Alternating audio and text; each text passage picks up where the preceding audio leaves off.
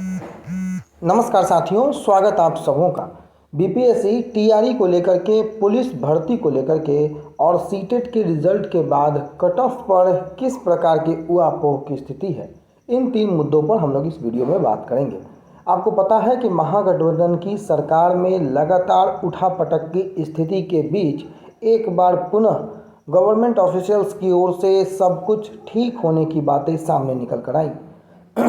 BPSC TRE की परीक्षा देने वाले तमाम अभ्यर्थियों को रिजल्ट का इंतजार, और उसी दरमियान माननीय अतुल प्रसाद जो कि चेयरमैन है बीपीएससी के, उन्होंने कल ट्वीट कर इस बात की जानकारी दी कि जो बीपीएससी टीआरई का ओएमआर सीट है वो जल्द जारी कर दिया जाएगा। अभ्यर्थी मिला पाएंगे कि वो कौन से उत्तर को रंगे थे और कितने अंक उन्हें प्राप्त हुए हैं। हालांकि आंसर की को आने के बाद अभ्यर्थी लगभग इस बात का अंदाज़ा लगा चुके हैं कि उन्हें कितने अंक प्राप्त हो रहे हैं, लेकिन सीटेट के रिज़ल्ट के बाद कट ऑफ पर प्राथमिक के अभ्यर्थियों का जो चिंता था वो और कम हो गया है।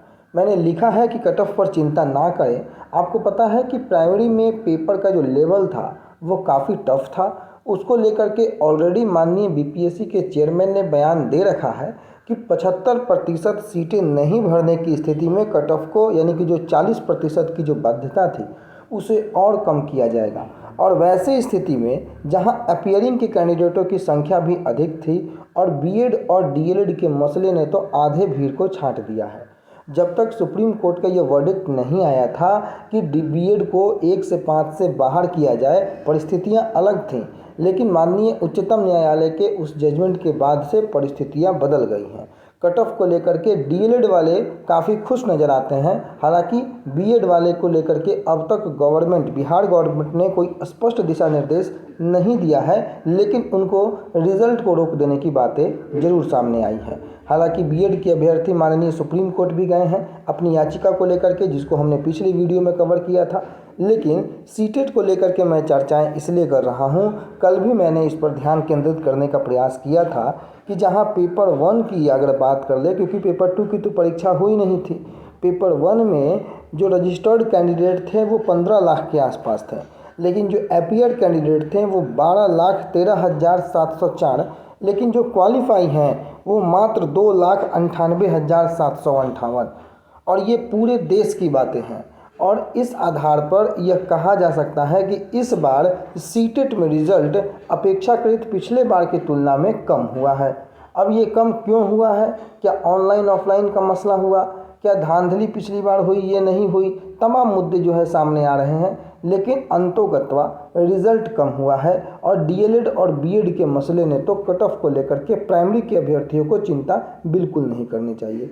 हाँ, सेकेंडरी और सीनियर सेकेंडरी के अभ्यर्थियों का ये प्रश्न होता है, तो मैं सीनियर सेकेंडरी के अभ्यर्थियों को भी बता दूं कि आप अगर अपने विषय में क्वालिफाई भी हैं, चाहे किसी भी विषय के हों, तो आप बिल्कुल चिंता ना करें। और अगर सेकेंडरी यानी कि माध्यमिक के अभ्यर्थी हैं तो आप सोशल साइंस और कंप्यूटर विषय को छोड़ करके बाकी किसी विषय में भी हैं और आप कट ऑफ से ऊंचे अंक को प्राप्त कर रहे हैं, यानी कि 48 जो जनरल का कट ऑफ 40% है, उससे अधिक अंक अगर आप प्राप्त कर रहे हैं तो आप बिल्कुल निश्चिंत रह सकते हैं।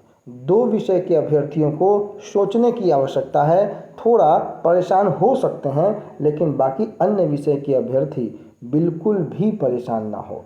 दूसरी ओर अगर हम चलें तो बिहार में 21,000 पुलिसकर्मियों की नियुक्ति साइबर, फॉरेंसिक, ट्रैफिक और विधि व्यवस्था के लिए ये उपलब्ध होंगे बल, और पुलिसकर्मियों की नियुक्ति से अपराध पर लगाम लगेगी। जो 1 अक्टूबर इनकी नियुक्ति के लिए 7 अक्टूबर और 15 अक्टूबर को लिखित परीक्षा का आयोजन करने की घोषणा की गई है। नवंबर में शारीरिक परीक्षा के आयोजन के बाद दिसंबर में चयनित योग्य अभ्यर्थियों का मेरिट लिस्ट जारी कर दी जाएगी।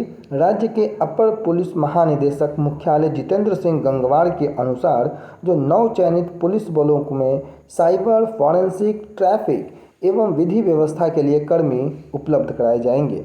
दूसरी ओर शिक्षक अभ्यर्थियों की ओएमआर के बारे में अगर हम बात करें तो शिक्षक नियुक्ति का रिजल्ट जल्द जारी करने की तैयारी चल रही है। 8 लाख से अधिक अभ्यर्थी परीक्षा में शामिल हुए थे। आयोग की वेबसाइट पर शिक्षक अभ्यर्थियों का ओएमआर जल्द ही अपलोड होगा। और इसकी जानकारी स्वयं आयोग के अध्यक्ष अतुल प्रसाद ने दी थी।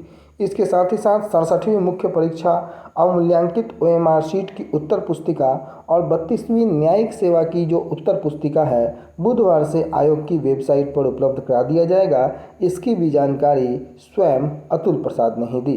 तो कुल मिलाकर जो भी महत्वपूर्ण खबरें थीं हमने इस वीडियो में शामिल किया।